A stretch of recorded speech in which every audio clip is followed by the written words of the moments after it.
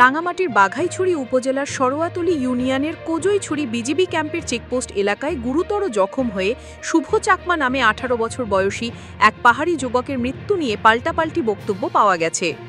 স্থানীয় পাহাড়িরা অভিযোগ করেছেন, বিজিবি চেকপোস্টে আটকিয়ে অমানুষিক শারীরিক নির্যাতনে শুভ চাকমার মৃত্যু হয়েছে।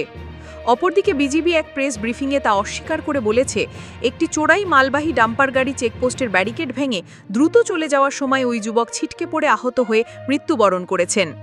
ঘটনার বিষয়ে জানা গেছে, সোমবার ১১ আগস্ট ২০২৫ রাত ৯টার দিকে চোরাই পণ্য আসার খবরে বিজিবি চেকপোস্ট বসায়। এক পর্যায়ে একটি ডাম্পার গাড়ি দ্রুত বেগে চেকপোস্ট এলাকা পার হয়ে চলে যায়।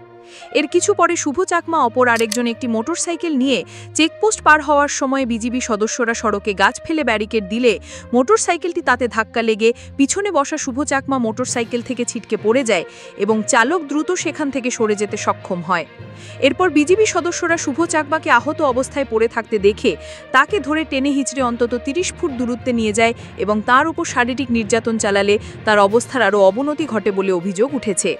পরে খবর পেয়ে স্থানীয় লোকজন সেখানে ছুটে গেলে বিজিবি একটি অ্যাম্বুলেন্স ডেকে নিয়ে এসে আহত শুভ চাকমাকে প্রথমে বাঘাইছড়ি উপজেলা স্বাস্থ্য কমপ্লেক্সে নিয়ে যায়, কিন্তু অবস্থা গুরুতর হওয়ায় পরে তাকে খাগড়াছড়ি আধুনিক সদর হাসপাতালে প্রেরণ করা হয়।